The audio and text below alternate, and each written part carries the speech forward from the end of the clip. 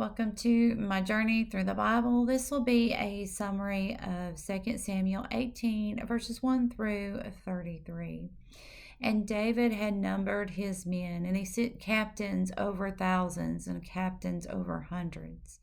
And David had divided his men into three different groups. A third of the men went with Joab, and a third of them went with Joab's brother, and a third of them went with Etonite. And King David said, I will go with you into battle. And the men said, No, you will not go into battle for us. For if we get separated, they will not care about us, but they will come after the king and do evil to you. And you are worth more than 10,000 of us. And King David said, I will do what you think is best. And David stood by the gate as they went out to the battle. And David said, For my sake, be kind and gentle to the young man Absalom. And all the people had heard the command of King David.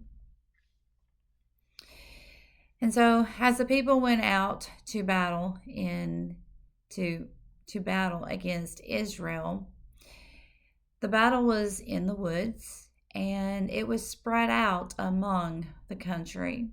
And the woods had devoured more people than the sword did. And Absalom had met one of David's servants, and he had rode upon a mule. And the mule had went under a thick branch of a big oak tree, and his head was caught in the oak tree and the branches, his hair, it was all tangled up. And then he was left hanging there between earth and heaven. And then one of the captains had came to Joab and said, I just saw Absalom hanging in the trees. And Joab said, You saw him and you did not kill him? And the servant said, We all heard that the king said that we should not kill his son Absalom. And Joab said, If you would have killed him, I would have gave you 10 shekels and a belt. And the servant said, But if I would have killed him, you would have stayed off from me, and the anger of the king would have been against me, and my life would have been in my own hands. And so Joab took 3 darts and plunged it into the heart of Absalom.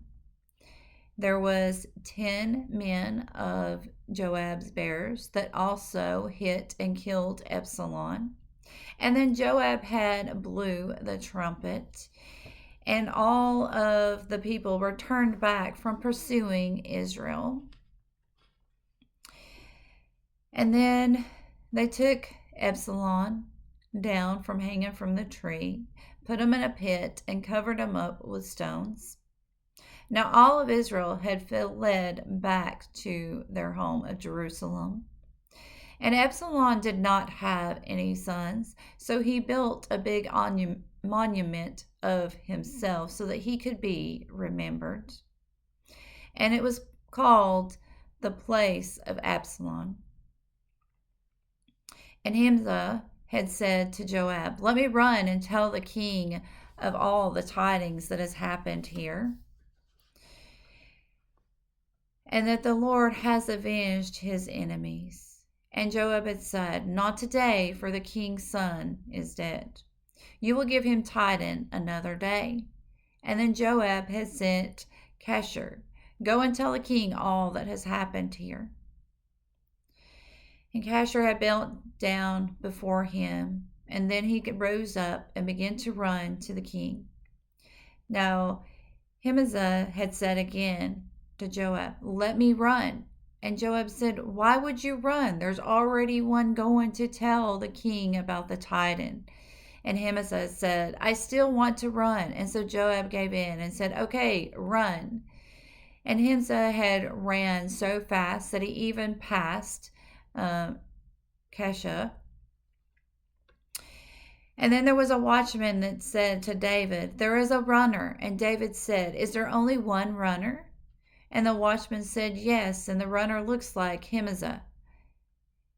And then King David said, Oh, that means that there is good news if there is only one runner. And Himazah always brings good tidings. And then Himazah came before the king to deliver the message.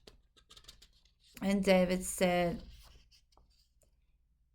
What is the news of the men and my young son Absalom? And Jemahaz had said, There was a lot that happened, and I do not know of your son. And David said, Okay, stand here and wait for the second runner. And when the second runner had came to him, David had said, Do you bring me tidings of what has happened, and also to my son Absalom? And he said, the runner said, I have.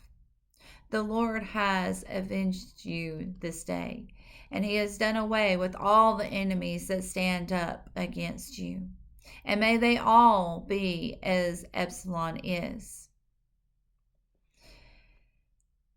And then the king had realized that harm had come to his son. And David wept, and he said, Oh, my son Absalom, oh, my son Absalom. As God knows, I would have died for my son Absalom.